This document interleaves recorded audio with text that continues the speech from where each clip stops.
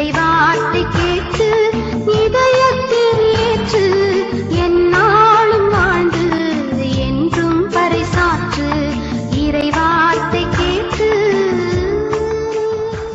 இயேசு கிறிஸ்துவுக்குள் பிரியமான சகோதர சகோதரிகளே, ஆண்டவராகிய இயேசு கிறிஸ்துவின் ஈடு இணையற்ற நாமத்தில் உங்களுக்கு வாழ்த்துக்கள். வாய்ஸ் ஆஃப் காட் வழியாக உங்களை சந்திப்பதிலே நாங்கள் பெருமகிழ்ச்சி அடைகின்றோம்.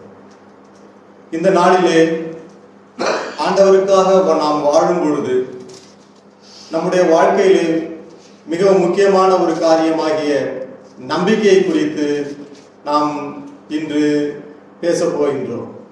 நம்பிக்கை குறித்து ஆண்டவராகிய இயேசு கிறிஸ்து அபோக்கு வழியாக 2ஆம் அதிகாரம் 4ஆம் வசனத்திலே என்ன சொல்லுகிறார் என்று கேட்போம். இதை நம்பாதவரோ உள்ளத்திலே நேர்மையற்றவராய் இருப்பர், நேர்மையுடையவரோ நம்பிக்கையினால் வாழ்வடைவர். நம்பிக்கையினால் நேர்மையாளர்கள் வாழ்வடைவார்கள் என்று எழுதப்பட்டிருக்கின்றது. நம்பிக்கை என்றால் என்ன? நாம் நம்பிக்கையின் முக்கியத்துவத்தை குறித்து எபிரேயர் அதிகாரத்திலே 11ஆம் வசனத்திலே நம்பிக்கை என்பது நாம் எதிர்நோக்கி இருப்பவை கிடைக்கும் என்ற உறுதியான ஒரு நிலைப்பாடை விவரிக்கின்றது. மேலும் நம்பிக்கை கொண்டிருக்கிறது நாம் நம்முடைய கிறிஸ்துவ வாழ்க்கையினுடைய அத்தியாவசியமான ஒரு அடிப்படை தேவையாக இருக்கின்றது.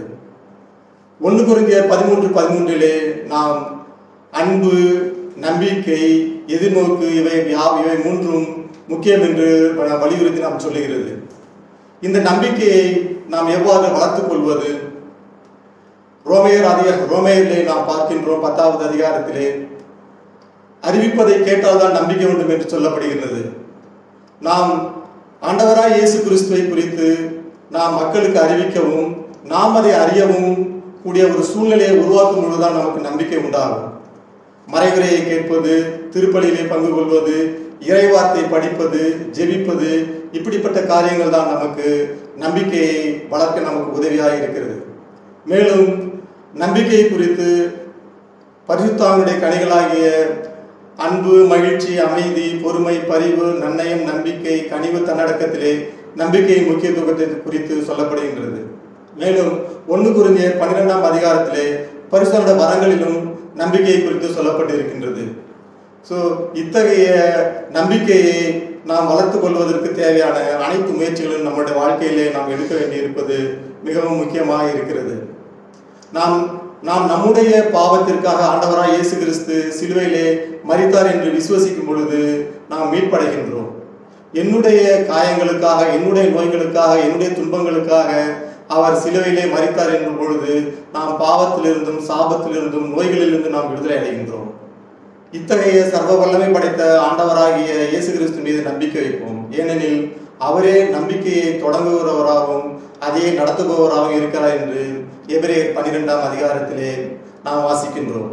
மேலும் ஏசாயா 28:16 அவரை குறித்து, இயேசுவை குறித்து அவர் ஒரு பரிசோதிக்கப்பட்ட மூளைக்கல்லாக இருக்கிறார் என்றும் நாம் வாசிப்போம்.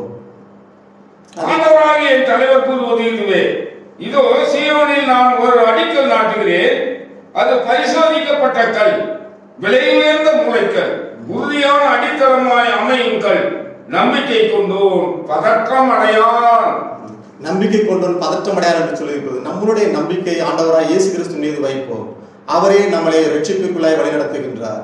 அவரை நாம் நம்பும் பொழுது நமக்கு தூயாவின் கனிகளும் கொடைகளும் வரங்களும் வல்லமை பெறுகின்றோம். எல்லா விதமான நோய் நொடிகளிலிருந்தும் நாம் விடுதலை பெறுகின்றோம். இத்தகைய நாம் விசுவாசத்தை நாம் ஆண்டவரிடம் நாம் கேட்டு பெற்றுக்கொள்வோம்.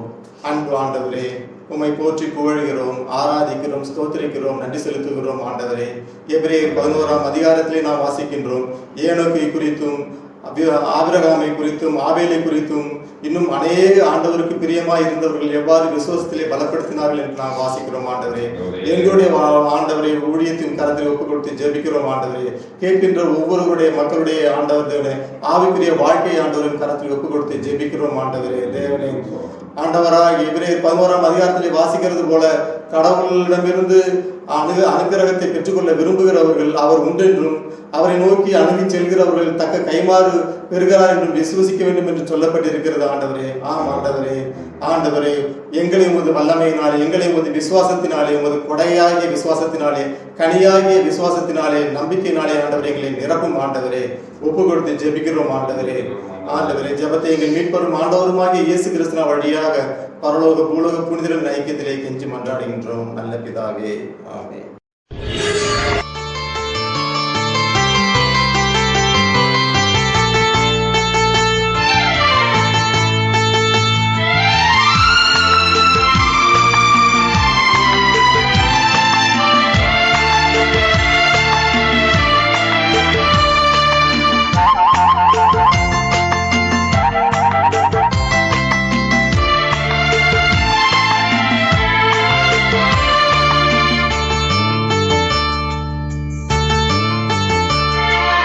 இறைவார்த்தை கேட்டு